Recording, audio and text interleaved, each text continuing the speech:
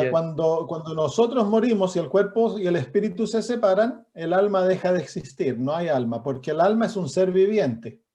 tal cual. Am, Sí, eso es importante entenderlo. Ahora, la Biblia habla de alma, cuerpo y espíritu.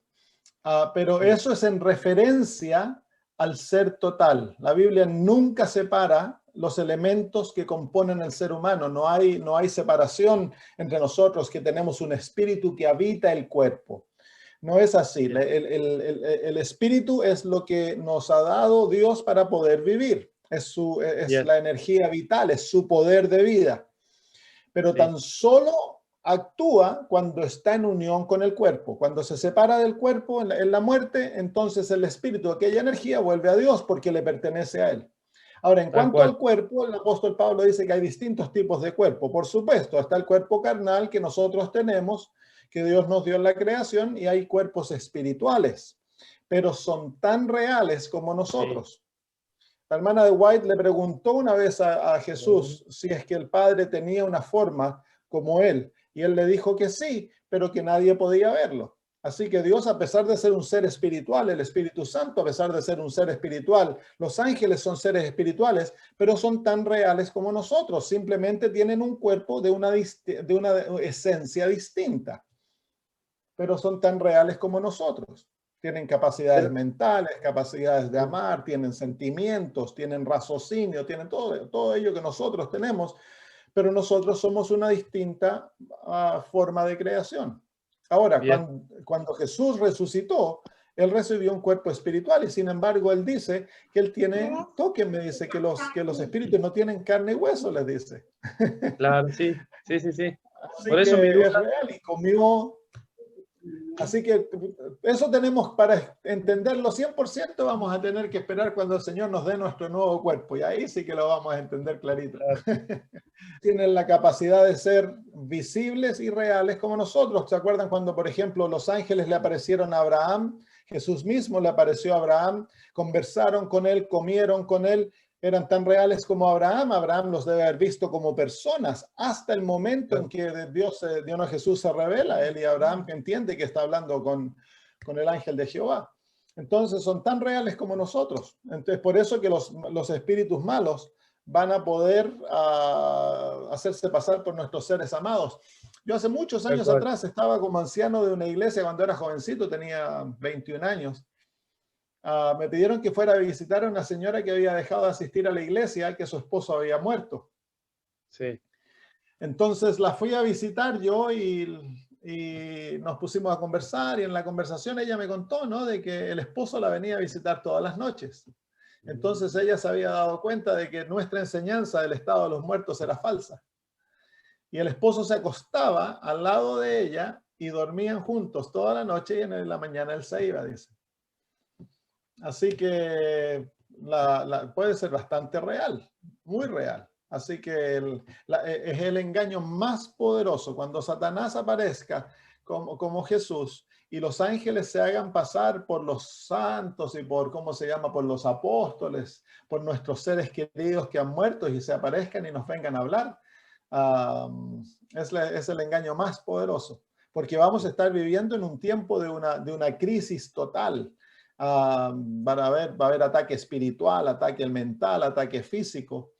Y el pueblo de Dios va a tener que aprender a vivir tan solo por fe en la palabra de Dios. Yo tenía un amigo en Chile también, él era doctor, y dice que él estaba recién llegando a ser adventista, él vivía con su abuela. Y murió su abuela, la enterraron un día domingo, y después del funeral y de las comidas y todo, él llegó de vuelta al departamento donde vivían con su abuela, y cuando abre la puerta, la abuela lo estaba esperando en el asiento. Y se levantó y le abrió los brazos y le habló exactamente, era exactamente la misma abuela. Y su primer deseo fue correr y abrazarla. Y cuando iba a hacer eso, el texto de la Biblia dice, los muertos nada saben. tal Se le cual. apareció. Entonces él se detuvo y le dijo, Satanás, en el nombre de Cristo te demando que te vayas de aquí.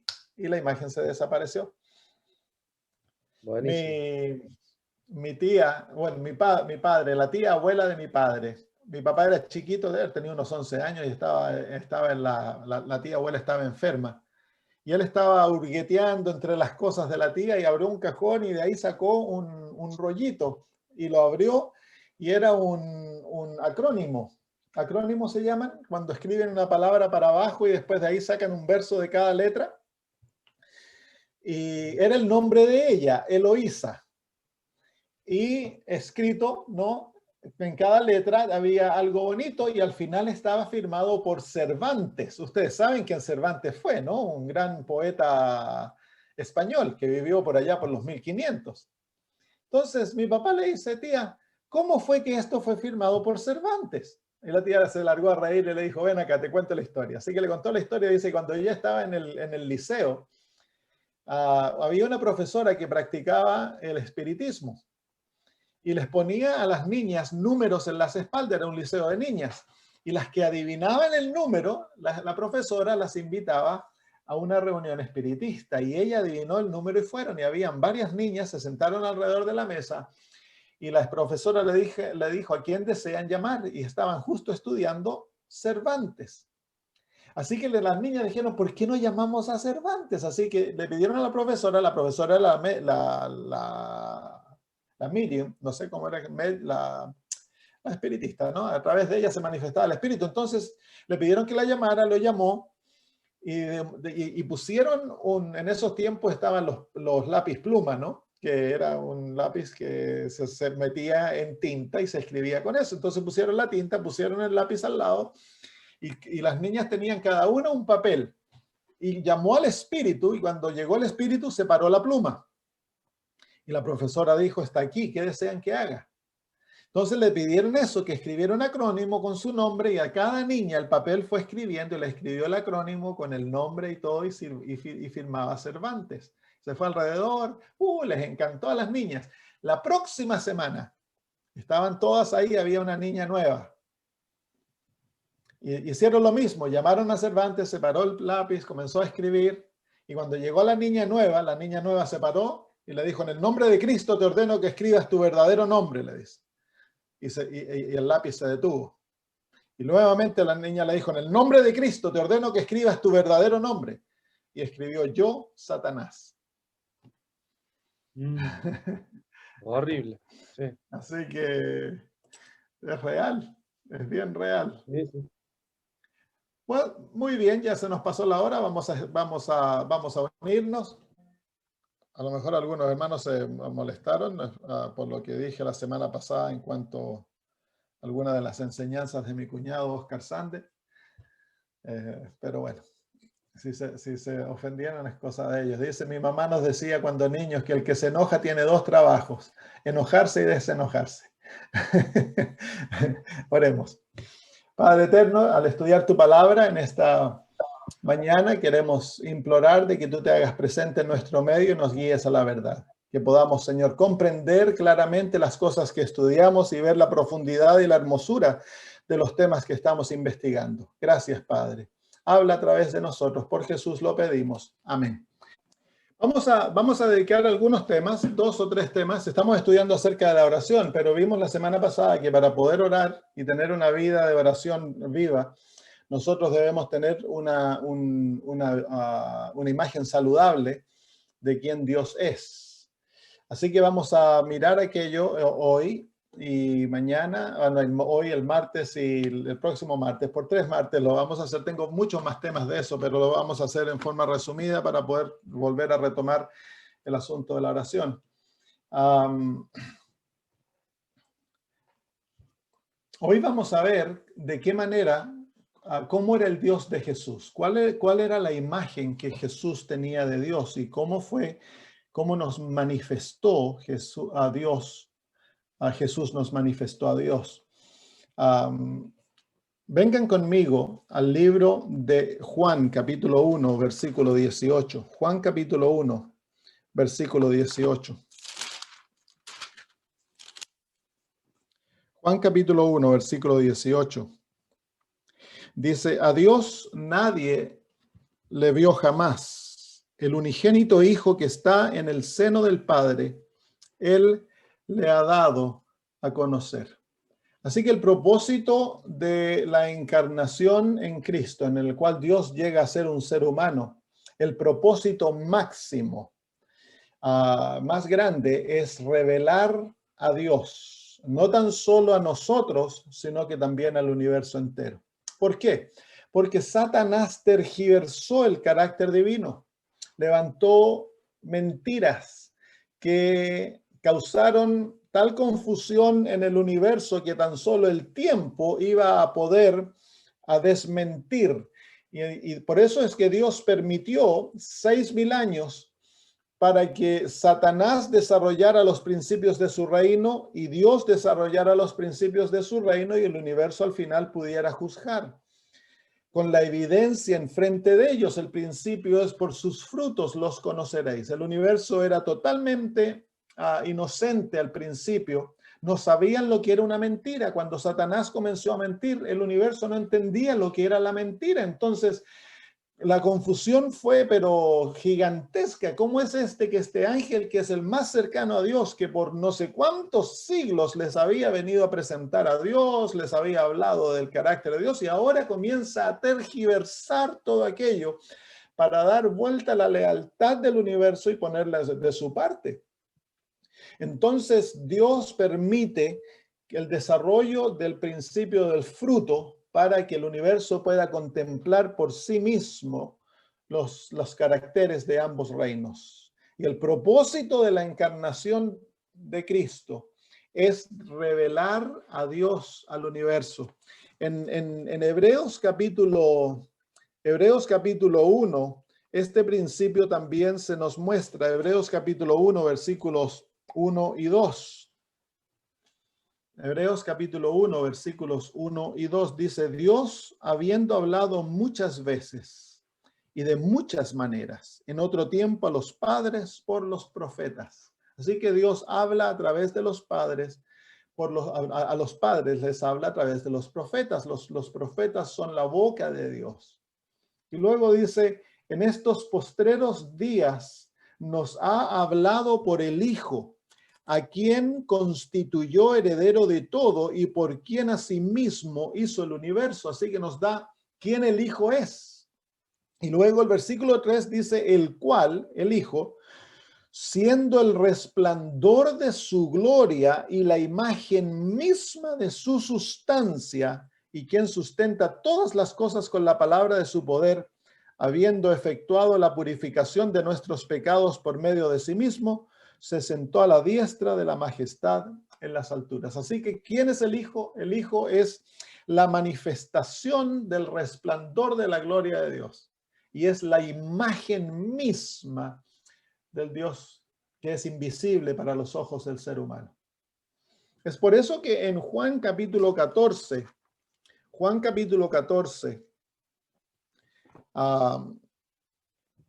cuando Felipe le dice a Jesús que les muestre el Padre, Jesús le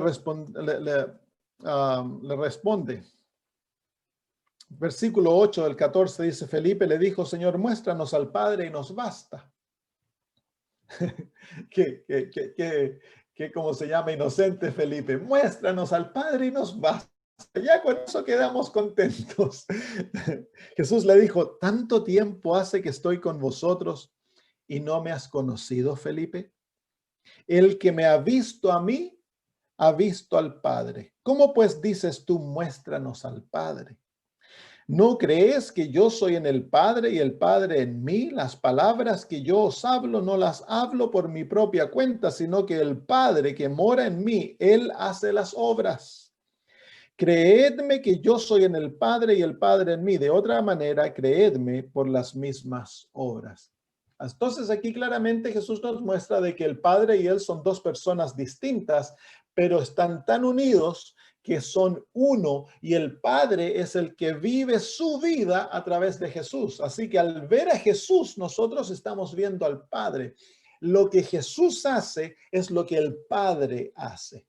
No es que Jesús sea bueno y de que el Padre sea malo. No. La vida de Jesús es una manifestación transparente de lo que el Padre es. Así que lo que Jesús hizo, si el Padre hubiera llegado a ser humano, el Padre hubiera hecho exactamente lo mismo, porque Jesús nos está mostrando a sí mismo, Jesús nos está mostrando al Padre. Ese es el propósito de la encarnación de Cristo, el revelar al Padre al universo. Luego va a venir el Espíritu Santo, y el Espíritu Santo, el propósito del Espíritu Santo es revelar a Cristo y mostrar a Cristo a través de nosotros. Entonces, al contemplar luego en la vida de Jesús en los evangelios, cuando tú lees todo lo que Jesús enseña, todo lo que Jesús hace, tiene el propósito de revelar al Padre a nosotros. Cristo es la más clara revelación que nosotros tenemos de Dios. Así que cuando nosotros queremos conocer a Dios, y es la primera labor que se debe hacer, es corregir la imagen que el ser humano lleva en su mente de Dios.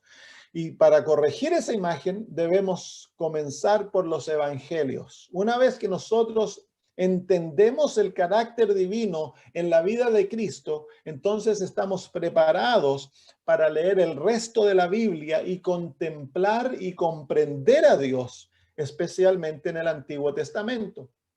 Porque muchos creen de que el Dios del Antiguo Testamento es un Dios distinto al Dios del Nuevo Testamento y que el Dios del Antiguo Testamento cambió. Es un Dios distinto. Con la muerte de Jesús se le cambió el corazón, se volvió más misericordioso, más perdonador, pero no es así. Cuando tú comparas a ambos, la manifestación divina en el Antiguo y en el Nuevo Testamento es lo mismo, es una manifestación completa. La Biblia en todas las Escrituras, desde el Génesis al Apocalipsis, nos muestra el carácter divino, pero la manifestación más clara se encuentra en la vida de Cristo. Es ahí donde nosotros comenzamos, y al contemplar aquella vida maravillosa, entonces vamos a obtener una vislumbre del carácter divino muy clara, muy fácil de entender. Entonces, lo que vamos a hacer hoy, vamos a ver varias imágenes, varias historias donde Jesús nos muestra a Dios. Vamos a ver alguna de ellas para contemplar a Dios. Queremos ver cómo es Dios. Muy bien. Vengan al libro de Marcos, capítulo 10. Marcos, capítulo 10, versículos 13 y 14. Marcos, capítulo 10, versículos 13 y 14. ¿Cómo se relaciona Dios con los niños? 10, 13 y 14 dice, y le presentaban niños para que los tocase, y los discípulos reprendían a los que los presentaban. Viéndolos, Jesús se indignó y dijo, dejad a los niños venir a mí y no se los impidáis, porque de los tales es el reino de Dios. De cierto os digo que el que no reciba al reino de Dios como un niño no entrará en él. Y luego el versículo 16 a mí me llama la atención. Dice, tomándolos en los brazos, poniendo las manos sobre ellos, los bendecía. Qué maravillosa imagen tenemos aquí de Dios, del Dios tierno. Un Dios que le encantan los niños. ¿Por qué creen ustedes que los apóstoles se enojaron cuando le traían a los niños? Porque los niños, bueno, los niños como cuando yo crecí, los niños aparecíamos, pero no sonábamos. Nos sentábamos en la mesa y habían puros adultos, los niños no teníamos que hablar. Y pobre que habláramos, porque mi papá nos daba una de esas miradas que te dejaban seco. Entonces los niños no podían, los niños no eran importantes, los niños eran niños, lo que valía la pena eran los adultos. Esto es cosa de adultos, ¿no? Pero no para Jesús. Para Jesús, los niños eran importantes, tan importantes como un adulto, de gran valor. Y el último versículo a mí me muestra la ternura divina. Dios es un Dios tierno. Él levanta a los niños en sus brazos y los abraza y los bendice. Dios desea que los niños sean felices. Miren, cuando uno piensa en realidad, fue Dios que creó los niños. Y fue Dios que creó cómo se hacen los niños. Todos nosotros comenzamos nuestra vida como niños. Y todos venimos del mismo proceso. Un matrimonio se casan enamorados, algo tan lindo en esa relación de amor, luego nacen los niños. ¿Por qué? Porque Dios desea que los niños crezcan en un contexto de amor. ¿Saben ustedes que la Biblia es el único libro de historia que menciona niños? Habían niños reyes. A la edad de 7 años llegaban a ser reyes y Dios no los rechazó. 12 años, reyes, y fueron niños fieles. Así que a Dios le encantan los niños y eso nos muestra el corazón divino, hermanos. Eso muestra la actitud divina. A un monstruo no le encantan los niños. Ustedes ven lo que hicieron los nazis con los niños durante la Segunda Guerra Mundial. A los niños judíos los llevaban a los campamentos de concentración y los usaban para experimentos. Yo no sé si ustedes han escuchado el testimonio de señoras judías que eran, ¿cómo se llama? Eran gemelas.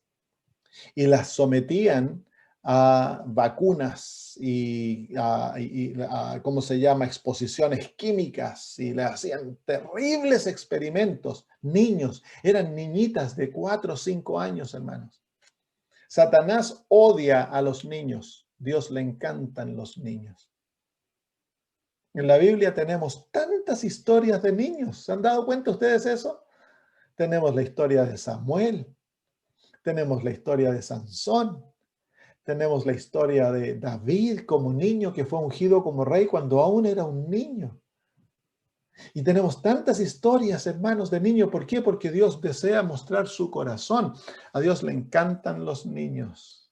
Es el primer cuadro que quiero mostrarles para que vean que Dios es un Dios tierno, es un Dios paciente. A Él no le importa que el niño ande por ahí metiendo bulla. Por eso los apóstoles se deben haber molestado, porque los niños estaban corriendo, jugando, metiendo bulla.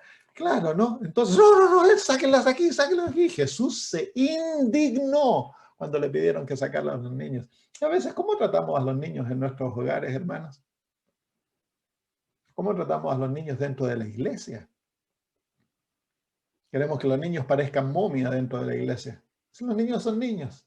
Claro, hay que enseñarle al niño a comportarse dentro de la iglesia, pero se les debe enseñar con amor. Yo me acuerdo cuando crecía, había un diácono que tenía un palito y si los niños estaban hablando y los golpeaba en la cabeza, que no debíamos hablar. ¿Qué cuadro se desarrolla el niño en su mente cuando se lo trata así dentro de la iglesia?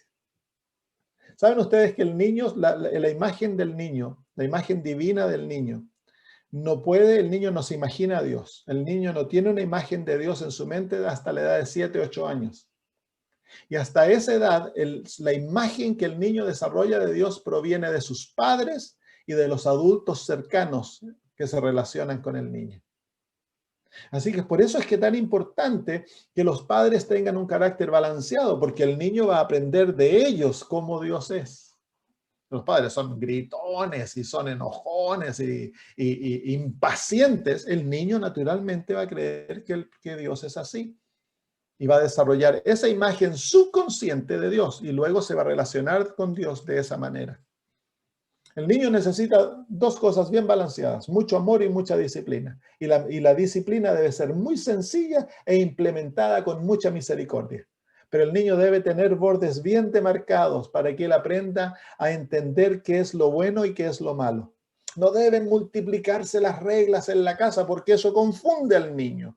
Pero mire, si Dios nos dio tan solo 10 mandamientos, eso es todo lo que Él tiene, 10 mandamientos para regir un universo entero.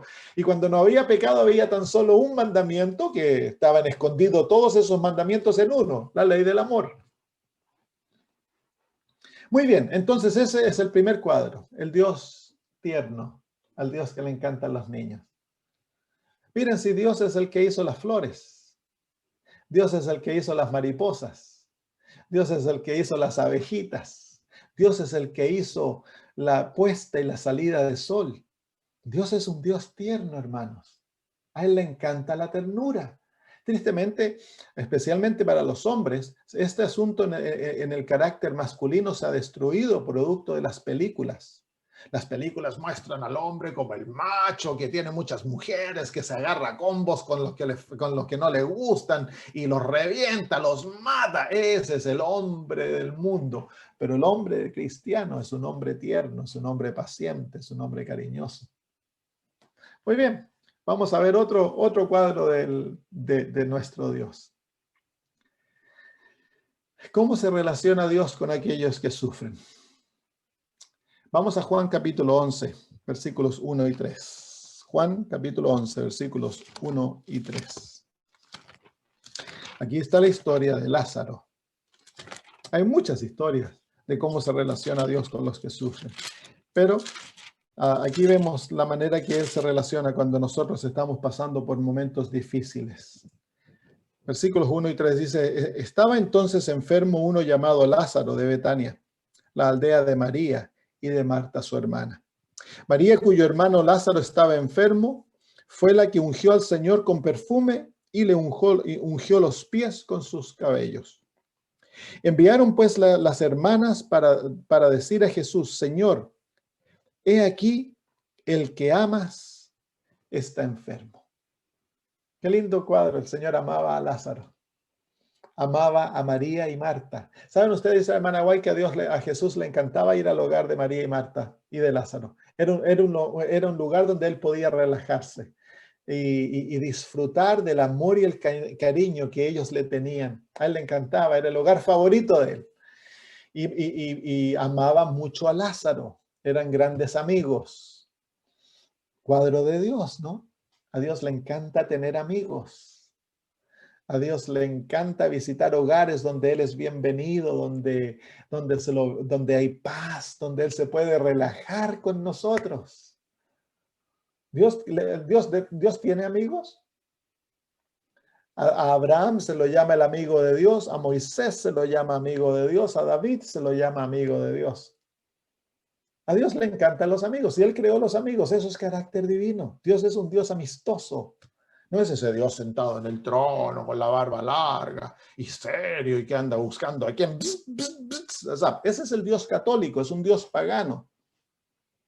El Dios de la Biblia es un Dios amistoso, un Dios que le encanta la amistad y Él anda buscando amigos. Jesús le gusta la amistad. Jesús era un ser muy amistoso. Bueno, Él viene.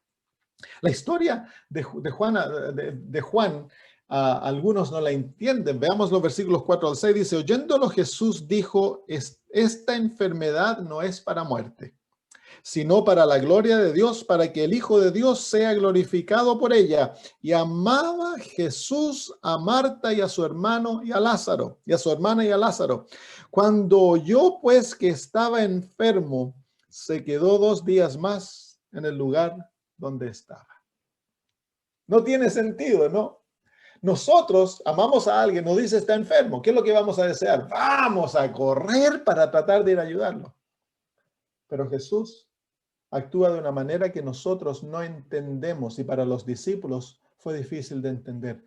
Debemos entender que Dios nos ama mucho, pero Él no obra de acuerdo a nuestras ideas preconcebidas. Los amaba mucho.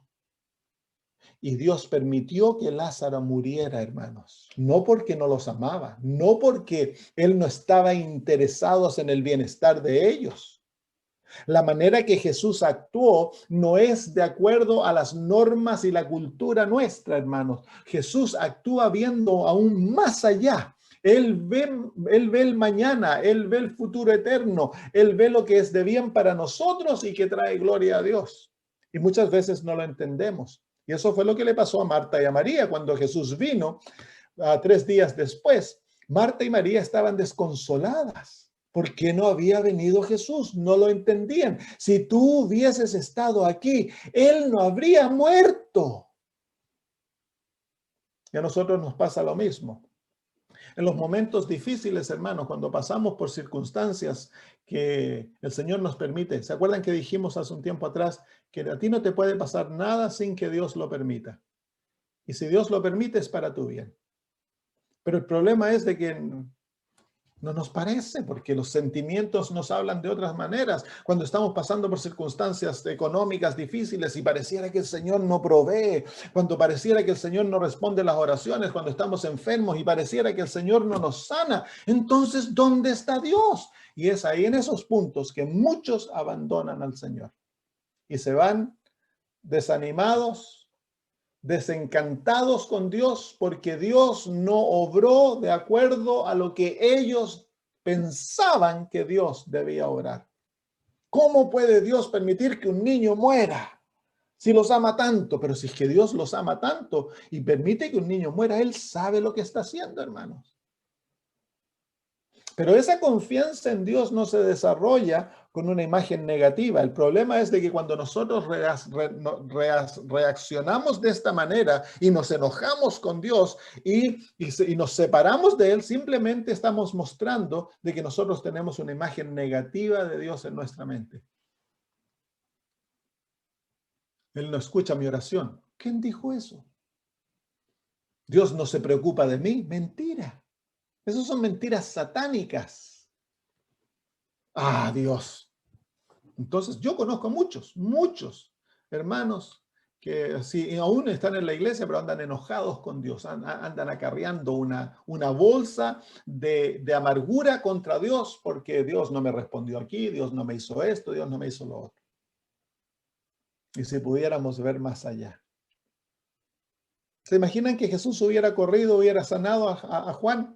Nunca tendríamos el milagro de la resurrección de Lázaro. Fue el sello que marcó a Jesús como el verdadero Mesías y condenó al pueblo de Israel porque lo rechazaron sabiendo este milagro maravilloso. Pero miren, las hermanas están, Jesús no vino, Lázaro muere. No entienden el por qué. Pero ¿qué hace Jesús? Vamos, versículo 7. Luego, después de esto, dijo a los discípulos, vamos a Judea otra vez. Versículo 9, respondió Jesús. Nos vamos al versículo, en el versículo 14. Versículo 13, pero Jesús decía esto de la muerte de Lázaro, y ellos pensaron que hablaba del reposar del sueño. Entonces Jesús les dijo claramente, Lázaro ha muerto. Y mire lo que dice ahora, y me alegro por vosotros de no haber estado allí, para que creáis, mas vamos a él. ¿Se fijan, hermanos, que Dios, cuando Él actúa, en todo lo que Él actúa, Dios tiene propósitos más profundos, de alcance más largo de lo que nosotros podemos ver o entender o imaginar? Y es ahí donde demanda que nosotros confiemos en Dios. Plena, profunda confianza en Dios, de que Dios no está en contra tuyo, Dios está en tu favor, pase lo que pase. Eso es lo hacer cuando no entendemos las circunstancias que demanda confianza. Confianza no es el que Dios dice yo amo al Señor cuando todo va bien y todas las cosas están marchando de acuerdo a lo que tú quieres. Confianza demanda cuando tú estás pasando por circunstancias en las que parece que Dios está en contra tuyo, como le pasó a Job. Job creía que Dios lo había castigado y que Dios lo había vuelto enfermo y que Dios le había matado a sus hijos y que Dios le había sacado todo lo que tenía y que ahora lo había enfermado de cabeza a pie. Job pensaba, porque Job no conocía el asunto de Satanás, todo eso, ese conocimiento no se le había otorgado. Job creía que Dios se había vuelto en contra de él. Y sin embargo, Job dice, aunque él me matare, aún yo confiaré en él. Eso es confianza. Pero esa confianza proviene de una relación con Dios que ha llevado a conocerle y a confiar en él, hermanos. Entonces Jesús ahora viene y ese es el segundo paso. A pesar de que Dios permite el sufrimiento, Dios nunca te deja solo en el sufrimiento. El sufrimiento tiene propósitos muy abarcantes, múltiples propósitos. Cuando Dios permite que sufras, Él lo está permitiendo para bendecirte. Nunca es el sufrimiento permitido al Hijo de Dios para destruirte, es para bendecirte. Y dice, Versículo 17. Vino pues Jesús y halló que hacía ya 4 días que Lázaro estaba muerto. Vino pues Jesús. ¿Para qué vino? Para estar con las hermanas. Vamos al versículo 21. Dice, o versículo 20. Entonces Marta, cuando oyó que Jesús venía, salió a encontrarle, pero María se quedó en casa. María tenía un poquito más estaba más resentida. Y Marta dijo a Jesús, Señor, si hubieses estado aquí, mi hermano no habría muerto. ¿Qué le está diciendo? No entiendo el por qué no viniste. Te mandamos a llamar y no llegaste. ¿Qué pasó? Y le dice, mas también sé ahora que todo lo que pidas a Dios, Dios te lo dará. Entonces ella estaba esperando de que Dios obrara algo, que Jesús obrara algo. Tenía fe en su maestro a pesar de que no lo entendía. Es bien, hermanos, no necesitamos entender de la manera que Dios actúa para confiar en Él. ¿Ustedes creen que Joaquín entiende la manera que los padres actúan? ¿Ah?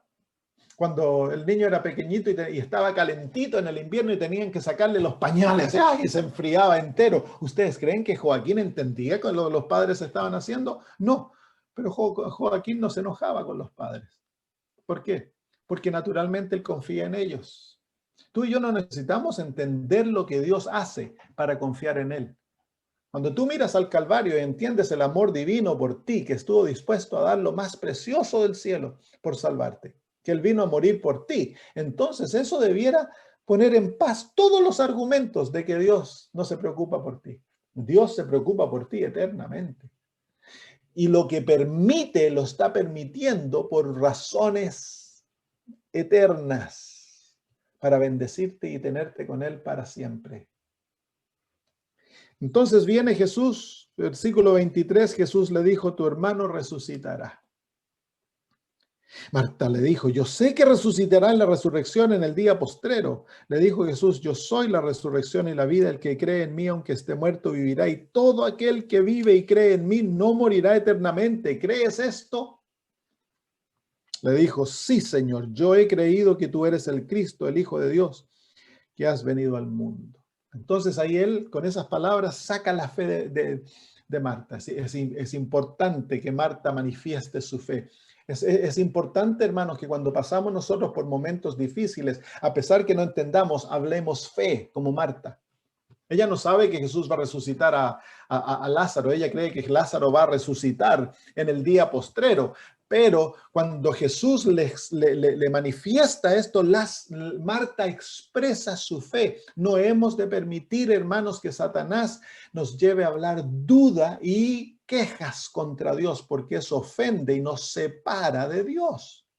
Cuando tú hablas quejas, tú te estás escuchando a ti mismo y tu mente responde a aquellas dudas y quejas y se fortalece en aquella duda. Es por eso que debemos hablar. Y si no puedes hablar fe, no hables nada. Quédate calladito hasta que puedas hablar fe.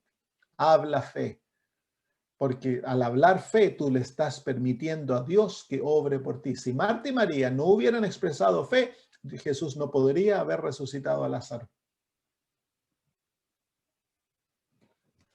Habiendo dicho esto, fue y llamó a María su hermana, diciéndole en secreto, el maestro está aquí y te llama.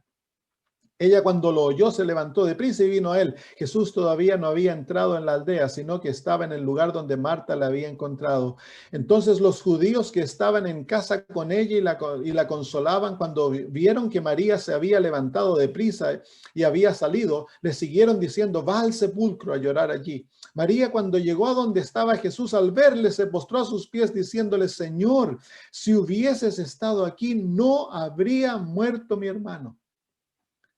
Mira entonces Jesús al verla llorando y a los judíos que la acompañaban también llorando, se estremeció en espíritu y se conmovió.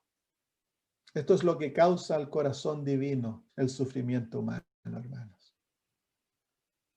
Cuando el Señor nos ve sufriendo, cuando el Señor nos ve pasando por estos momentos de desconsolación, el corazón de Dios no es un corazón duro como hierro, el corazón de Dios es un corazón tierno, es un corazón que se conmueve y Él se conmueve en el medio de nuestro sufrimiento.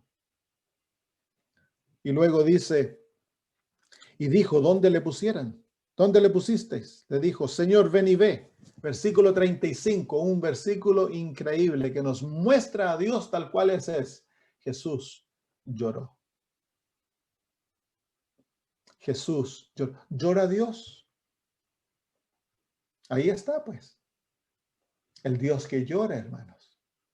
¿Por qué llora? Porque Él nunca creó al ser humano para pasar por los dolores, las penurias y el sufrimiento que pasamos producto del pecado. Él nos creó para ser seres felices, seres santos, seres puros, que podíamos vivir en su presencia y gozar de vida eterna. Dios no creó la muerte, Dios no creó todo el horror en el que estamos pasando, y el horror humano a Dios le causa tristeza, hermanos.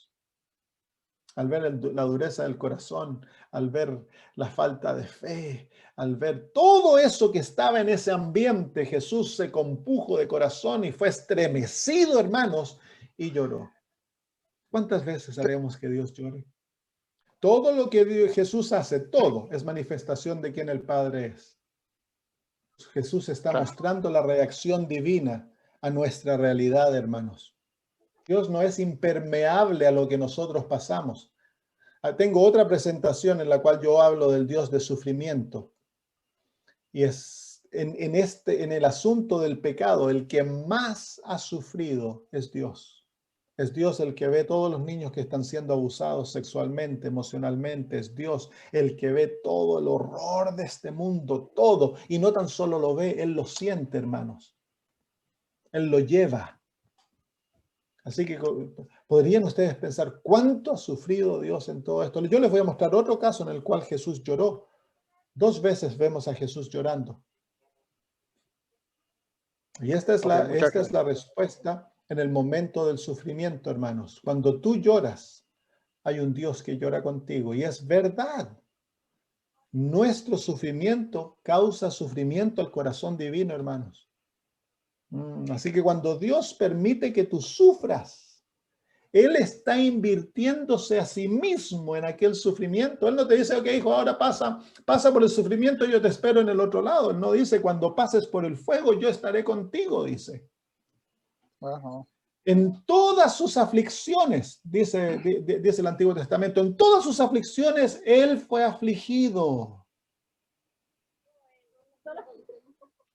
El Dios, recuerda, queridos hermanos, recuerden de que tú estás en Cristo. Nada de lo que te toca a ti, todo lo que te toca a ti, toca a Jesús. El Dios que está íntimamente relacionado con cada ser humano. No entendemos esa relación, hermanos. Por eso es que Jesús vino a demostrarlo.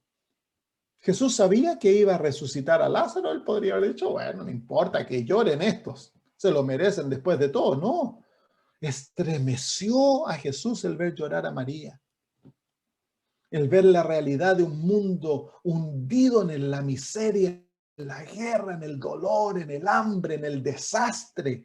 A través de eso Jesús puede ver cada caso. Él no está tan solo experimentando lo que María y Marta están experimentando. Jesús, como Dios, está en contacto con cada aspecto de su creación, todo ser humano.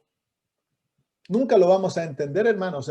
Por eso la Biblia llama a Cristo varón de dolores y experimentado en quebrantos. Cuando estás sufriendo, enfermo en la cama, cuando el doctor te dijo que tienes cáncer y tienes cierto día de vida, no estás solo, nunca estarás solo. Es tu privilegio morir y vivir con Cristo. Amén. Ese es el Dios de la Biblia, hermanos. Un Dios que nunca nos abandona. Qué lindo, ¿no? No te promete que no va a haber sufrimiento, porque Él sabe que esta vida es una vida de sufrimiento. No podemos escaparnos de esa realidad. Imposible, hermanos. Vivimos en un mundo que aún está gobernado por el príncipe de este mundo, hermanos, y es una realidad de sufrimiento. Pero Dios nos ha prometido que en el medio del sufrimiento Él va a hacer 2 cosas. Él va a estar con nosotros. Él va a sufrir con nosotros. Y segundo, Él va a volver el sufrimiento en una bendición si nosotros se lo permitimos. Amén. Así que ahí luego fue y resucitó a Lázaro. Qué cuadro debe haber sido eso, qué cosa más hermosa. Ese hombre 4 días muertos, de repente dices, saquen y lo llama Lázaro, ven fuera. El poder divino manifestado en Cristo Jesús. ¿Saben el misterio de la vida de Cristo? Jesús era Dios y hombre unidos. Como hombre recibió un cuerpo imperfecto, caído, una naturaleza limitada, pero a la misma vez su divinidad era el Dios eterno. Él es el que sustenta todo el universo, el que le da vida a toda la creación. Jesús, mientras era ser humano, seguía haciendo eso. ¿Cómo podemos entender eso? Es un misterio, el misterio de la divinidad, el misterio de la... El apóstol Pablo le da un nombre a ese misterio, el misterio de la... bueno, no importa, no se preocupen, ahora se me escapó de la cabeza. Muy bien, vamos a ver otro cuadro de Dios. Vamos a ver otro cuadro de Dios. A través de la vida de Jesús, el Dios tierno que le encantan los niños y el Dios que sufre con nosotros. Qué cuadro más maravilloso. El Dios que nunca te abandona, el Dios que viene a sufrir contigo, que no te deja solo, permite el sufrimiento, pero no te deja solo. Él viene a pasarlo contigo y le causa terrible sufrimiento verte a ti sufrir. El Dios que llora, el Dios que llora. ¿Cómo trata a Dios? ¿Cómo trata a Dios a los que están en pecado? Este es un cuadro muy lindo. Mire, vengan conmigo a Juan capítulo 4. ¿Cómo se relaciona Dios con los que están viviendo una vida de pecado? Que la vida está destruida. ¿Cómo se relaciona Dios con los alcohólicos, con los drogadictos, con los criminales, con los homosexuales? ¿Cómo se relaciona Dios con ellos? Juan capítulo 4, versículos 3 al 4. Dice, y salió de Judea y se fue otra vez a Galilea, y le era necesario pasar por Samaria. ¿Por qué le era necesario pasar por Samaria a Jesús? Porque ahí había una mujer que Dios quería alcanzar. La relación entre judíos y samaritanos era una relación amarga, no se podían ver, y los judíos, para ir a Galilea, de Judea a Galilea, ellos tenían que cruzar por Samaria, así que habían hecho otro camino, cruzaban el Jordán y evitaban Samaria para llegar a Galilea. Pero Jesús necesitaba ir a Samaria. Y él va a Samaria, nos dice la Biblia, si seguimos leyendo, dice, vino pues a una ciudad de Samaria llamada Sicar, junto a la heredad de Jacob, que Jacob dio a su hijo José, y estaba allí el pozo de Jacob. Entonces Jesús, cansado del camino, se sentó así junto al pozo. Era como la hora sexta, las 12 del día, en la hora más caliente del día. Jesús se sienta, no tiene nada para sacar agua, los discípulos se van a comprar pan y algo para comer almuerzo, y dice, y vino una mujer de Samaria a sacar agua, y Jesús le dijo, dame de beber. Pues sus discípulos habían ido a la ciudad a comprar de comer. La mujer samaritana le dijo, ¿cómo tú, siendo judío, me pides a mí de beber, que soy mujer samaritana? Porque judíos y samaritanos no se tratan entre sí. Respondiendo Jesús le dijo, si conocieras el don de Dios y quién es el que te dice, dame de beber, tú le pedirías y él te daría agua viva. La mujer le dijo, Señor, no tienes con qué sacarla y el pozo es hondo. ¿De dónde pues tienes agua viva? ¿Acaso eres tú mayor que nuestro padre Jacob, que nos dio este pozo del cual bebieron él y sus hijos y sus ganados? Respondió Jesús y le dijo, cualquiera que bebiera de esta agua volverá a tener sed, mas el que bebiere del agua que yo le daré no tendrá sed jamás, sino que el agua que yo le daré será en él una fuente de agua que salte de vida eterna. La mujer le dijo, Señor, dame esa agua para que no tenga que yo sed, ni venga aquí a sacarla. Jesús le dijo, ve, llama a tu marido y ven acá. Respondió la mujer y le dijo, no tengo marido. Jesús le dijo, bien has dicho, no tengo marido. Porque 5 maridos has tenido y el que ahora tienes no es tu marido. Esto has dicho con verdad. Qué maravillosa manera de Dios relacionarse con esta mujer que está viviendo en pecado. En aquella cultura eran las mujeres las que iban a buscar el agua, pero ellos las hacían como comunidad. Se juntaban antes que el sol se pusiera caliente y iban todas las mujeres a buscar agua. Con sus potes en la cabeza iban, porque las mujeres son seres sociales. A las mujeres les gusta ir hasta el baño juntas. ¿Han visto ustedes eso? Entonces, cuando se van contando las copuchas, van hablando del marido, van hablando de aquí, de la suegra, del suegro, de los niños, y era algo social, algo entretenido, pero esta mujer viene sola al mediodía. ¿Por qué viene sola al mediodía? Porque ella ha sido rechazada por la sociedad. ¿Por qué ha sido rechazada por la sociedad? Porque ella no está casada. Ella está viviendo con un hombre. Y en esos tiempos, uy, eso era mal visto. Cuando yo era niño, eso era muy mal visto. Ahora es normal. Ahora todos los jóvenes viven juntos. Pero que una niña quedara embarazada antes del matrimonio. ¿Se acuerdan ustedes antes cómo era eso? Eso era terrible. Entonces la sociedad la separa y las mujeres dejan de juntarse con esta mujer. Ahora piensen en esta mujer. Ha estado casada 5 veces. 5 veces ella ha soñado ser amada. 5 veces se le ha prometido que ella va a ser amada y 5 veces ha fracasado. 5 veces le han dado carta de divorcio. No cocinas bien, no funcionas en la cama, eres fea, eres coja, sepa uno qué cosas inventaron en esas 5 cartas de divorcio. La imagen de esta mujer está destruida, totalmente destruida. Y la sociedad no quiere saber nada con ella porque ahora está viviendo en pecado y seguramente se ha juntado con un rufián del pueblo y ahora viven juntos. En la imagen personal y en la imagen del pueblo, ella es como una prostituta. ¿Cómo la ve Dios? ¿Cómo la veríamos nosotros en la iglesia? ¿Cómo la ve Dios? Jesús necesitaba ir a Samaria. ¿Para qué necesitaba ir a Samaria? Para encontrarse con esta mujer cuya vida está destruida y está viviendo en pecado. El Dios del cielo desea tener un encuentro personal con esta mujer. Y miren de la manera tan linda que Jesús le hace ver su pecado. Le dice, anda a buscar a tu esposo. Ella le dice, yo no tengo marido. Si hubiera sido yo, con mi color de pelo y enojón como era antes, se habría dicho, anda, mentirosa, que no tienes marido, si estás viviendo con un hombre y tuviste 5 maridos, mentirosa, lo que pasa es que estás tratando de esconder tu pecado. Eso es lo que pasa. Pero se fijan cómo Jesús le dice, bien has dicho, bien has dicho.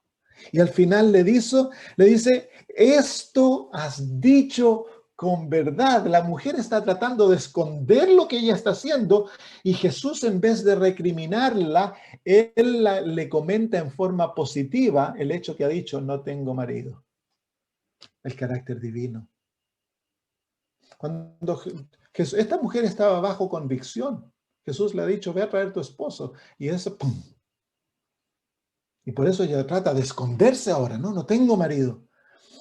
Y la convicción de Jesús, la manera que él trabaja el corazón, no es darle con un mazo y destruirlo, sino que es que en forma muy sutil y gentil abrir el corazón para que éste se abra a la influencia divina de amor. Dios no usa la fuerza. Dios no usa un bulldozer para conquistarte. Dios usa lazos de amor para atraerte. ¿Se imaginan ustedes que un día nosotros llegáramos a la iglesia y de repente apareciera en la pantalla delante y dijera un mensaje de amor de Dios para Samuel Braga? Y ahí de repente saliera toda mi vida que hice en la semana en los ojos de todos los hermanos y todo lo que pensé, todas mis intenciones, todos mis deseos, todo lo que hice pareciera ahí. ¿Volverías a la iglesia la próxima semana? Dios no es así. Dios no es así. ¿Cuándo fue la última vez que Dios hizo tu pecado público? Dime. ¿Cuándo fue la última vez que Dios le fue y le contó tu pecado a otro hermano. Dios podría hacerlo, a veces lo hace, cuando es último, lo último que puede hacer por ti, Él lo va a hacer público para tratar de despertarte. Pero Dios trata de mantenerlo secreto y Él estaba conversando solo con la mujer. Y incluso ahí cuán gentil, cuán tierno es de la manera que Él trata a esta mujer para que se abra su corazón. Y esa es la manera que debiéramos ser nosotros, hermanos. ¿Saben ustedes que esta mujer que estaba viviendo en pecado, esta mujer que había tenido 5 esposos, que es rechazada por todos, esta mujer es la primera persona que Jesús le dice que Él es el Mesías? Miren, ahí está. En el versículo 25 le dijo la mujer: sé que ha de venir el Mesías llamado el Cristo. Cuando Él venga nos declarará todas las cosas. Jesús le dijo: yo soy el que habla contigo. ¡Wow! A una mujer cuya vida está destruida, una mujer que en los ojos de la sociedad no tiene valor alguno, una mujer que está siendo usada como objeto sexual, una mujer que se ha vendido por nada, que está viviendo en pecado, Jesús le revela que Él es el Mesías, la primera. ¿Y saben lo que hace esta mujer? Sale corriendo y se va al pueblo. Y le habla a aquellos que la han rechazado y les cuenta su testimonio. Ahora aquello que ella está escondido lo hace público y le dice: venid y ved un hombre que me ha dicho todo lo que alguna vez haya hecho. Fíjense que ahora Jesús le levanta la vergüenza, le levanta la culpa y la hace libre para contar lo que el Señor ha hecho por ella. Y la vida que antes era una vida de pecado que necesitaba ser escondida, ahora llega a ser una vida de testimonio que necesita ser presentada en forma pública. ¿Cómo se relaciona Dios con el pecador? Bueno, hermanos, somos todos pecadores. A lo mejor tú no eres un homosexual, pero tienes otras debilidades. ¿Te hace eso mejor que él? Dios no excusó a la mujer. Dios no le dijo: no importa, sigue viviendo con el hombre si Dios te ama. No le dijo eso. Jesús llevó a la mujer al arrepentimiento para que su vida cambiara. Pero la amó y la aceptó en esa situación y la trató gentilmente, con mucho cariño, con mucha paciencia. Él trabajó con ella para poder atraerla a sí mismo. Eso es lo que nosotros debiéramos hacer. Cuando tú te encuentras con una persona que está luchando con vicio, que está en el pecado, no le pongas la mano en la espalda y digas: no, está bien, no te preocupes si Dios te ama. No, dile: Dios te ama. Eres un ser tan maravilloso para Dios. El Señor te ha dado su vida por ti, porque Él desea sacarte de aquello. El Señor te va a rescatar, el Señor te va a salvar. Entrégate a Él. Háblale en forma positiva. Nunca apuntes al dedo al pecador y lo condenes. Esa es la obra del Espíritu Santo. La obra tuya es guiarlo a los pies de Cristo para que encuentre libertad por sus pecados.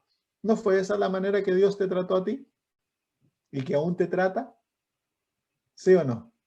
¿Amén? Ya. Tristemente muchas veces nosotros no hacemos eso con el pecador. Otra historia. ¿Cómo reaccionaríamos nosotros si en nuestra iglesia una niña se prostituyera? ¿Cómo la trataríamos nosotros? Miren la historia de Juan capítulo 8.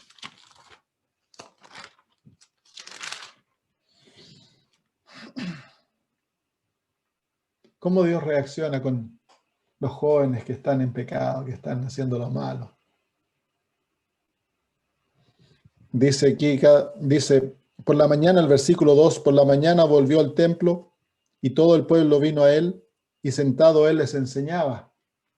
Entonces los escribas y los fariseos le trajeron a una mujer sorprendida en adulterio y poniéndola en medio le dijeron: maestro, esta mujer ha sido sorprendida en el acto mismo del adulterio. Esta es una judía que ha sido traída al templo, ha sido agarrada en el adulterio. Probablemente es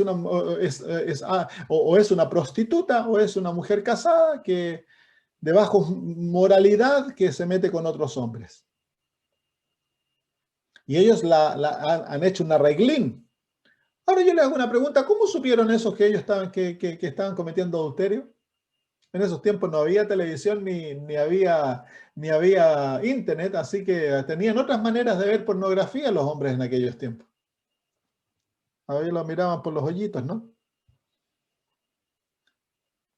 Y ellos, al ver eso, habían cometido tan adulterio como la mujer con el hombre que habían estado. ¿Dónde estaba el hombre? ¿Por qué dejaron ir al hombre y a ellos la agarraron? Porque de alguna manera tratamos a las mujeres a veces como que son más culpables y le echamos a ella la culpa. La traen ante Jesús. Ahora, esta mujer dice aquí, mas esto decían tentándole. El versículo 5 dice, y en la ley nos mandó Moisés apedrear a tales mujeres. ¿Tú pues qué dices? No era tan solo a la mujer que debía apedreársela, el hombre también debía ser apedreado. Ahora, ¿merecía esta mujer la muerte? ¿Merecía esta mujer la muerte? Sí. La paga del pecado es muerte. Ella merecía la muerte. Dios es un Dios justo y a ella debía otorgarle la muerte. Ella merecía, porque había cometido adulterio, había quebrantado el séptimo mandamiento. Ella era culpable. No debemos nosotros negar la culpabilidad, hermanos, ni ignorar lo que se ha hecho en nuestra vida y en la vida de los demás. Nosotros debemos obrar con el pecador para llevarlo al arrepentimiento, porque ahí se encuentra el perdón y la libertad. Pero muchas veces nosotros decimos, no, hermanos, por ejemplo, un hermano comete adulterio y la iglesia se divide y están los que lo defienden. No, hermanos, que la mujer lo trataba mal y la mujer no pasaba nada y que aquí, que allá. Entonces defienden que el hermano se encontró otra mujer y ahora está feliz casado con otra o metido con otra. Eso es pecado, hermano, no se puede defender. Jesús no defiende la acción de la mujer.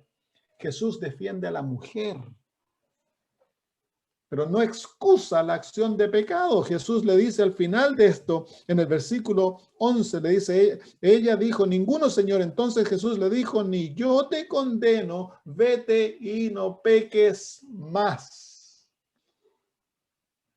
Pero Jesús no permitió que el pecado de la mujer lo separara de él. Y es increíble, ¿saben ustedes? El versículo 7 dice, y como insistieron en preguntarles, se enderezó. Versículo 6 dice, mas esto decían tentándole para poder acusarle. Pero Jesús, inclinado hacia el suelo, escribía en tierra con el dedo. ¿Por qué se puso Jesús a escribir como que los ignoraba? Porque exactamente eso estaba haciendo, los estaba ignorando. Porque Jesús no participa en el cuchicheo ni las copuchas que nosotros hacemos. Cuando nosotros acusamos al pecador y nos ponemos siendo de autojustos y comenzamos a apuntar el dedo y a tratar al pecador como que como que nosotros fuéramos mejor que ellos, entonces Dios no escucha, nos ignora.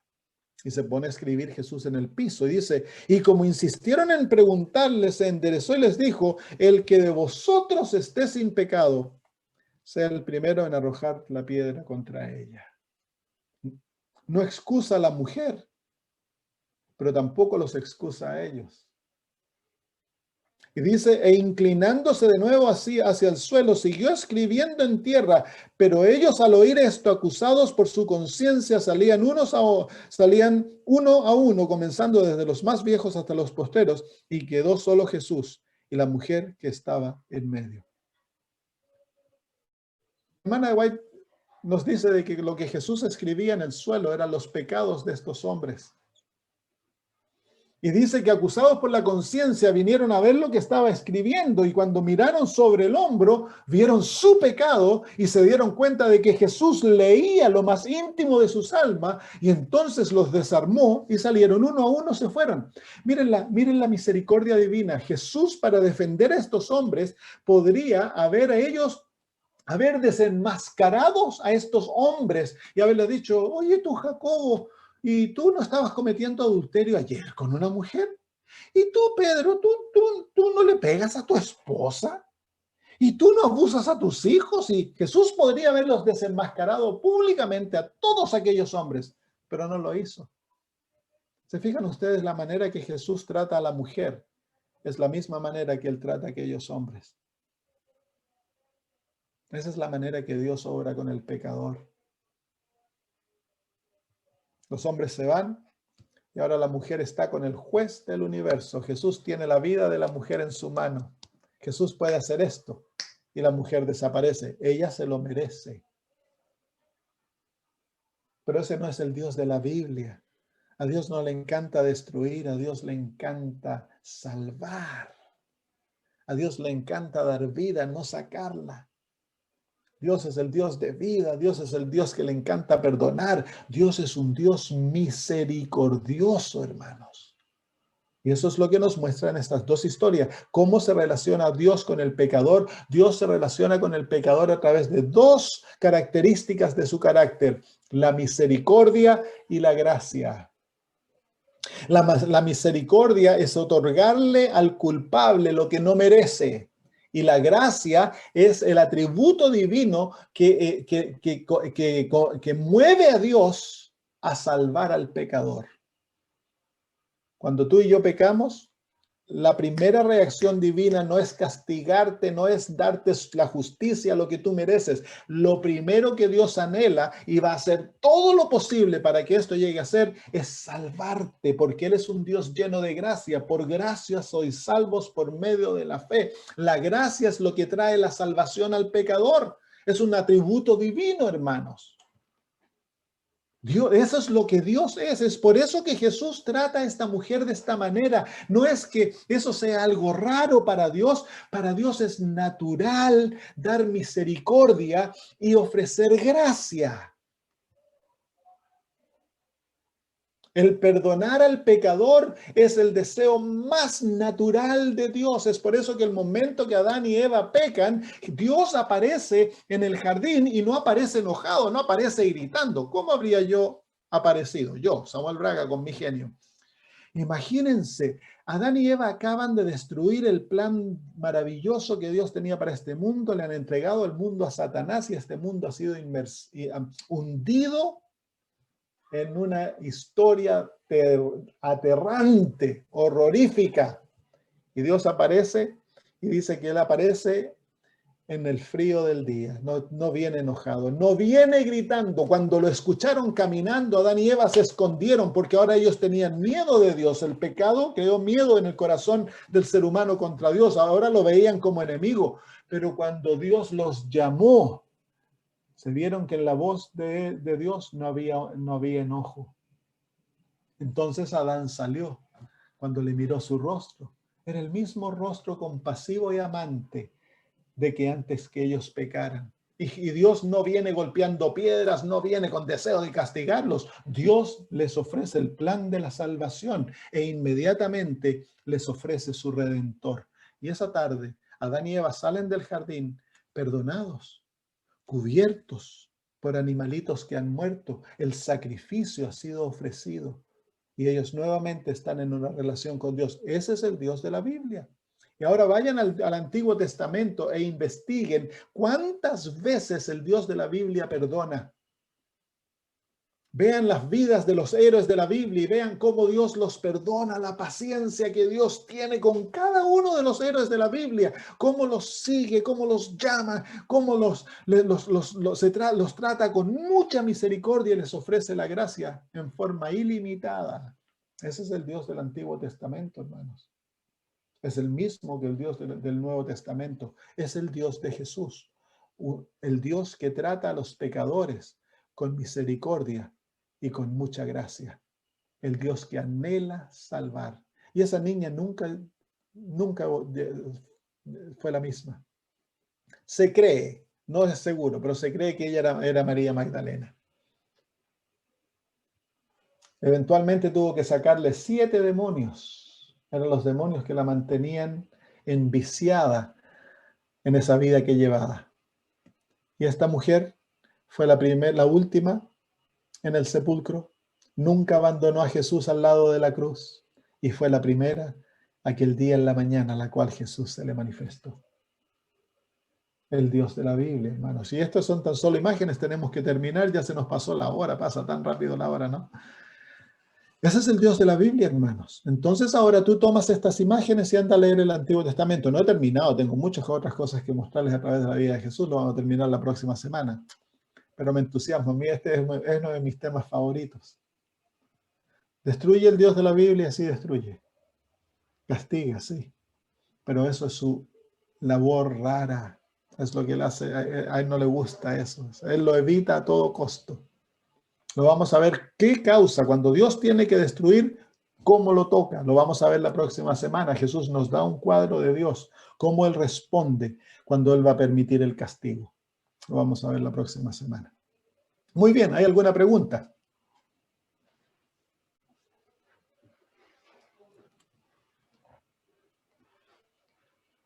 Así que aprendimos del Dios tierno, del Dios compañero que está al lado tuyo, pase lo que pase.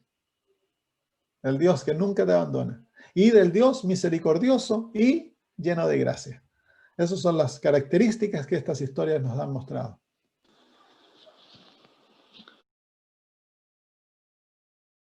Cuando el sufrimiento va a llevar a que tú seas una persona mejor en la imagen de Jesús o te va a destruir. Y todo depende cómo tú respondes a ese sufrimiento.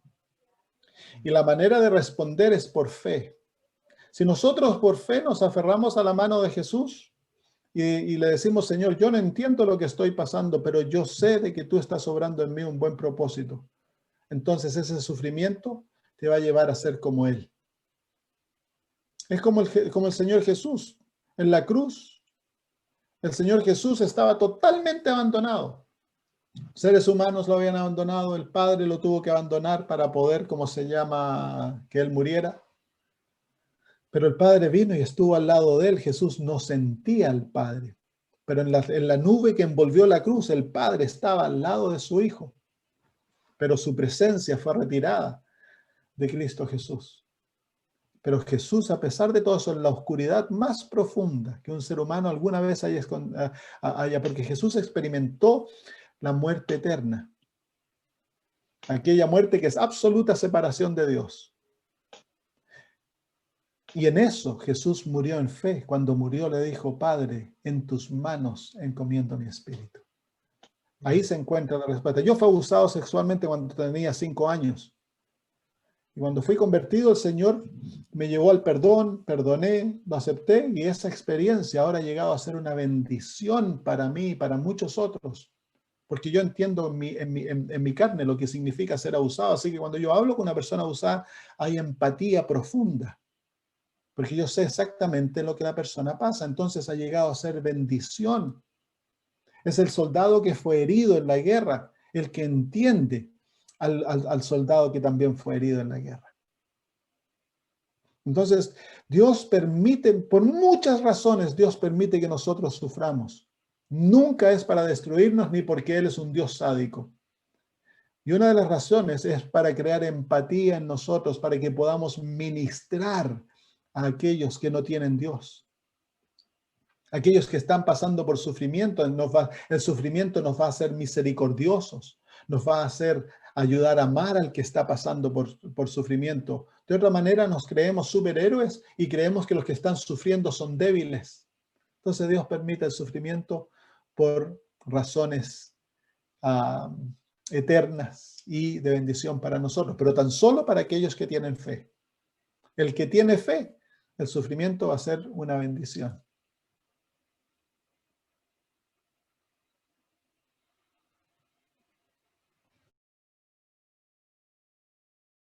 Misericordia es dar al que merece castigo, darle lo que no merece. Eso es misericordia, es tratarlo no de acuerdo a lo que merece, sino de acuerdo a lo que no merece. Y Dios es un Dios de misericordia. Dice que su misericordia va hasta el cielo. La gracia y la misericordia de Dios obran juntas para salvar al pecador, que son resultado de su amor, ¿no? La presunción es el engaño satánico que engaña en cuanto a la fe. La fe es el principio divino, presunción es el engaño satánico. La presunción es demandar que Dios nos cumpla sus promesas y nosotros no nos sometemos a las condiciones. Es decir, no hay obediencia, ignoro la ley de Dios, ignoro los principios de vida divina y yo demando que Dios me sane. Presunción. Entonces, para no caer en presunción, la fe cree, pero la fe también obra y obedece de acuerdo a los principios divinos. Entonces, cuando yo encuentro de que yo estoy enfermo producto de mi desobediencia, entonces ahora vengo al Señor, me arrepiento ante Él y le pido poder para poder comenzar a caminar en obediencia a los principios de salud y ahí le pido que me sane. Entonces eso no es presunción, eso es fe, porque ahora yo me he sometido a las condiciones que Dios ha puesto para responder mi oración. La fe siempre obra de acuerdo a la palabra de Dios. Eso es fe. La presunción quiere que Dios responda, pero no hay sumisión a la voluntad divina. Entonces nosotros, dice el Señor Jesús en el libro de Marcos, capítulo 11, dice esto, lo vamos a estudiar esto, en el versículo, capítulo 11, a ver dónde estamos.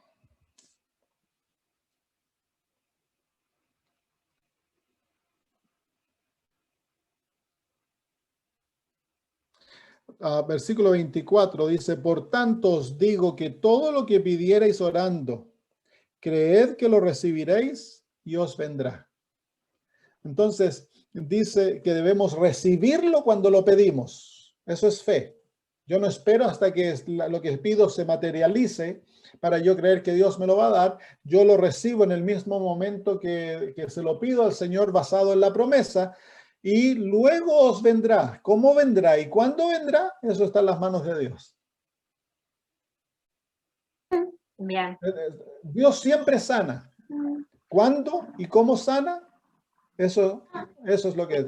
Dios sana y van a haber muchos cristianos que cuando se levanten en el día de la resurrección se van a dar cuenta que Dios los había sanado. Porque para Dios la muerte es un sueño. Así que, por ejemplo, yo me voy a la cama con la cabeza toda abombada, resfriado, y me arrodillo, le digo, Señor, por favor, en el nombre de Jesús, sáname para poder ir mañana al trabajo, ¿ya? Pero me voy a acostar y mi cabeza todavía está bombada y pareciera que el Señor no me sanó, pero me levanto en la mañana y estoy sano. El Señor me sanó, pero lo hizo en la noche mientras yo dormía. Ahora, para Dios, el sueño de la noche o el sueño de la muerte no tiene diferencia. Lo que pasa es que nosotros decimos, la persona se murió de cáncer. El Señor no la sanó y el Señor no nos escuchó la oración y nos desanimamos. No, si el Señor escuchó la oración y el Señor sanó, pero Él va a ver, como en el caso de mi hermana, la esposa de Oscar, que murió de cáncer, a ella, como se llama, fue sana, pero la sanidad se va a manifestar en el día, cuando despierte en el día de la resurrección, se va a dar cuenta perfectamente sana. Dios respondió todas las oraciones, pero a nosotros nos falta la fe y la paciencia. Dios sabe lo que hace, siempre sabe lo que hace. Ahora, que yo muera cuando tenga 50 o que muera cuando tenga 80, en la eternidad no hace diferencia. Es como que yo me voy a acostar a dormir a las 7 de la noche o a las 11 de la noche. No hace diferencia. Es de acuerdo a lo que necesitas. Es exactamente con la muerte. Cuando Dios permite que durmamos, Él está permitiendo que durmamos. Y la muerte es simplemente un sueño en nuestra vida eterna.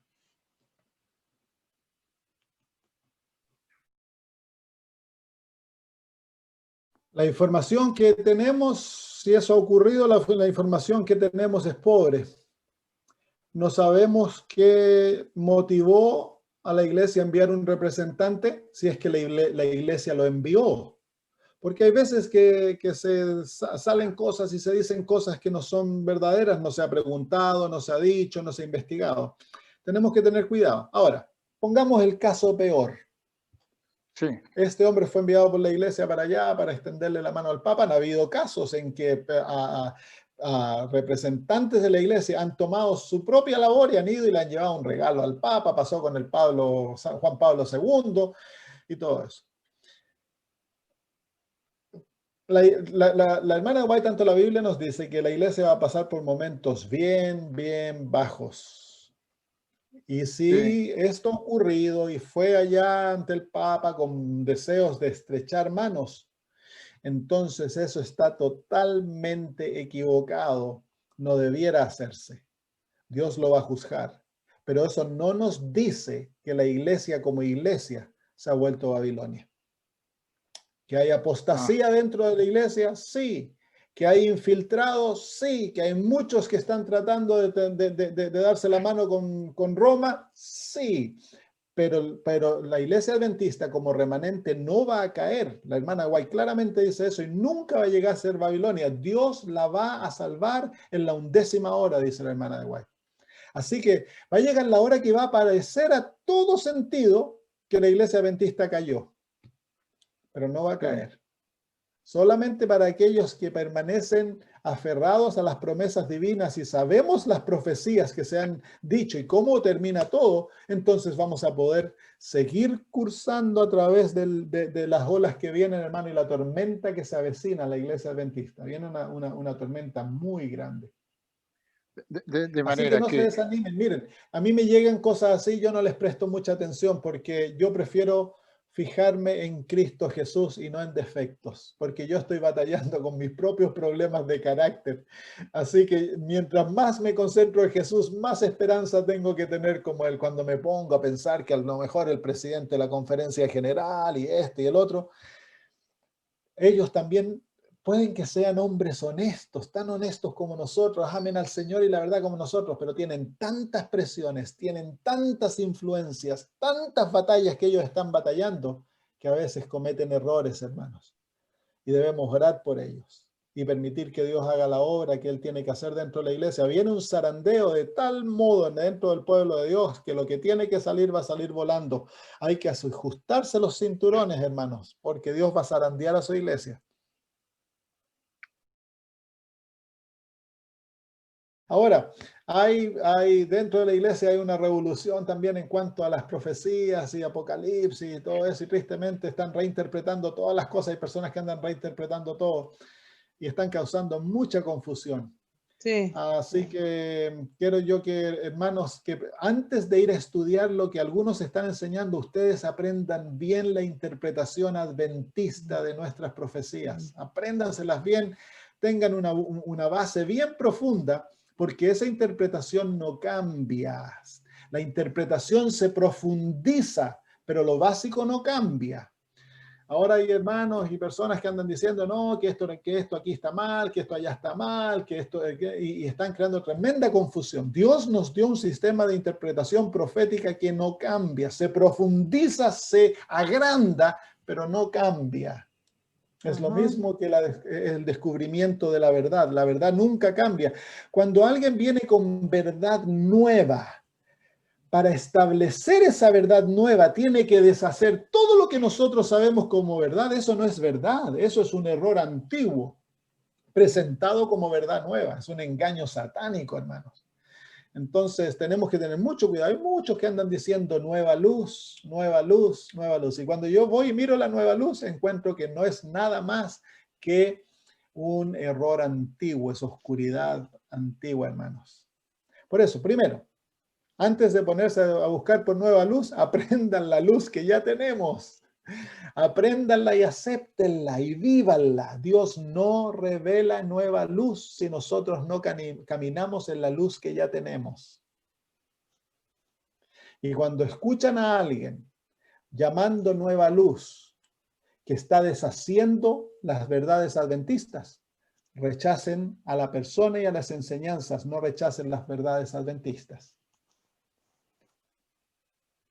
Muy bien. El pastor Treyer, él tomó para su interpretación la posición de Jaime White, no la posición de Urias Smith.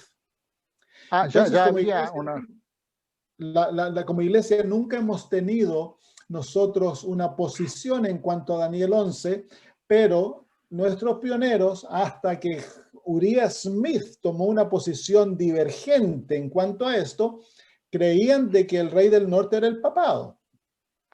Y esa fue la posición que el pastor Treyer y que yo tomo y que otros tomamos. Y luego el rey del sur lo vemos como los poderes seculares que se levantaron a gobernar el mundo desde 1798 y están gobernando el mundo en este momento.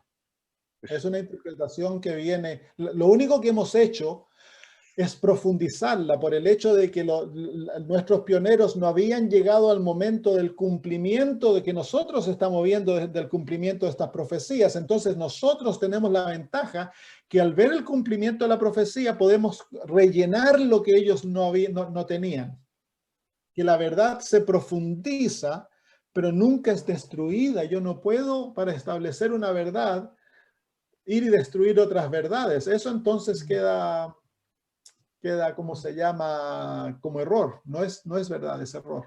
Y tristemente hay muchos adventistas hoy día, por ejemplo, hay adventistas que están corriendo con el asunto del antitrinitarianismo, niegan la divinidad de Jesús y niegan la existencia del Espíritu Santo, y ellos lo llaman nueva luz. No tienen nada de nueva luz. Ese es un error, pero viejísimo. Viene de por allá del siglo III y IV después de Cristo. Es un error viejísimo. Tarde o temprano va a llegar, es una de las herejías que viene del lado del mundo conservador adventista y es muy atractivo a los hermanos conservadores. Hay muchos vientos que están soplando y que se llaman nueva luz. Tengan mucho cuidado. La primera pregunta es, ¿esta nueva luz, para ser explicada, deshace el espíritu de profecía? Por ejemplo, para explicar el asunto en el caso de Oscar, mi cuñado, para él decir de que Dios no destruye a los impíos ni a Satanás, sino que ellos van a pasar por el fuego y van a morir y resucitan, crea una tercera resurrección y ahora son nuevos seres y son salvos. Y yo me hago la pregunta, ¿qué dice el espíritu de profecía en aquello? Y uno va a investigar el espíritu de profecía y uno se da cuenta que el espíritu de profecía está totalmente en contra con una posición tal. Ella lo llama doctrinas de demonios. Entonces yo se lo presento al que predica, al que enseña esto, ¿cómo él responde al espíritu de profecía?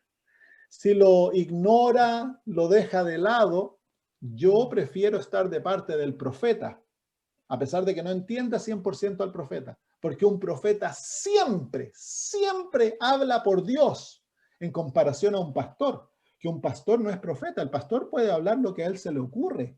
El pastor puede crear su imaginación y presentarlo, pero el profeta no tiene esa libertad. El profeta verdadero no tiene libertad de hablar lo que él piensa. El profeta verdadero enseña la palabra de Dios. Entonces, la posición más segura es tomar lo que la Biblia dice y el espíritu de profecía. Si contradicen aquello, abandona lo que la persona está enseñando. No abandonas la Biblia o el espíritu de profecía, hermano, porque al hacer eso, te metes en aguas profundas. Pasé por el colegio de Avondale, que es un colegio muy liberal. Y a mí lo que me sostuvo, yo fui joven, tenía 24 años, pero yo ya había leído el espíritu de profecía. Como joven yo me había leído El deseo de toda la gente, El conflicto de los siglos, había leído los mensajes selectos, tenía mucho conocimiento y había enseñado la fe adventista desde pequeñito. Entonces cuando fui ahí, esto me sostuvo y aprendí a ver lo que el liberalismo adventista enseñaba, cómo atacaban la doctrina del santuario, del juicio investigador, deshacía las enseñanzas del espíritu de profecía y los resultados de esto. Entonces me sostuvo el aferrarme a la Biblia y el espíritu de profecía. El espíritu de profecía, hermanos, es una herramienta vital para poder cursar por los últimos momentos de la historia de este mundo. Aquellos que rechacen la autoridad del espíritu de profecía van a fracasar en su experiencia en los últimos momentos de este mundo. No lo abandonen, léanlo. Cómprense los libros, ahora es gratis. Ustedes van al Centro White, pueden bajar todos los libros de la hermana White a su computadora gratis en español. Léanlos, sepan lo que ella dice. Y cuando un predicador contradice lo que el espíritu de profecía dice, no rechacen al espíritu de profecía, rechacen al predicador, hermanos. Porque ella es una profeta. Una profeta habla lo que Dios dice. Si tú rechazas a la profeta, tú estás rechazando a Dios. Hay predicadores que dicen, hermanos, vamos a hacer como los bereanos. Vamos a simplemente estudiar lo que la Biblia dice. Entonces yo me rasco la cabeza y me pregunto, oiga, ¿qué problema tiene si la palabra, el espíritu de profecía también es libertad de Dios? ¿Por qué quieres deshacerte del espíritu de profecía y tan solo leer lo que la Biblia dice? ¿Por qué? Porque él está manipulando lo que la Biblia dice de acuerdo a sus interpretaciones. Pero el espíritu de profecía es tan claro, que tú no lo puedes manipular. Lo presenta en tu cara y te dice, esto es lo que Dios dice, esto es lo que significa, esto es la manera que debiéramos entenderlo. Y yo debo someterme a la autoridad de Dios a través de su profeta. Es tan sencillo como eso, hermanos. Como pastor yo he visto tantos que han fracasado espiritualmente por las artimañas del enemigo. Primero comienzan a rechazar el espíritu de profecía, eventualmente terminan rechazando la Biblia y muchos terminan sin fe. Así que, hermanos, no permitan que el diablo los engañe. Es mejor creer lo que Dios dice a través de una simple profeta que creer lo que un hombre dice a pesar de que tenga muchos títulos. Bueno, Gracias, podríamos gracias. seguir hablando mucho, pero tenemos que irnos, hermanos. Ustedes tienen que ir a dormir. Gracias por la paciencia y el deseo de aprender que tienen. Me encanta enseñarles a ustedes y estar con ustedes porque ya los veo como familia. Yo espero que llegue el martes de mañana para mí porque me encanta estar con ustedes. Oremos, Pastor, hermanos, gracias. y nos separamos, tristemente. Padre eterno, te agradecemos por revelarte a nosotros a través de Jesús. Qué revelación más maravillosa. Qué revelación más perfecta el verte, Señor, como tú eres. Y hoy te hemos contemplado como el Dios tierno, que te encantan los niños. Te encanta levantarlos en tus brazos, Señor. Qué lindo. Y Señor, también tú eres el Dios compañero, el Dios que está al lado nuestro cuando la vida se vuelve difícil y hay dolor y hay dificultad. Tú nunca nos abandonas. Vienes especialmente a estar con nosotros como Jesús fue a pasar con las hermanas. Y Señor, lo que nosotros pasamos te toca a ti personalmente. Tú sufres con nosotros, lloras con nosotros. Padre, qué increíble, pero qué cuadro más maravilloso nos das. Y también al verte como el Dios misericordioso y lleno de gracia, el Dios que no nos da lo que nosotros merecemos, sí que no, el Dios que anhela salvarnos, el Dios que anhela sacarnos de la profundidad del pecado, de limpiarnos, de perdonarnos, de transformarnos y llevarnos a ser seres como María Magdalena, leales, que te amarán con todo el corazón, que no tendrán vergüenza de estar al lado tuyo. Gracias, Señor. Gracias por ser tan maravilloso. Gracias por mis hermanos allá en Chile, Argentina, Ecuador. Bendícelos, por favor, llénalos de tu espíritu y que tengan una linda semana en el nombre de Jesús. Amén. Amén.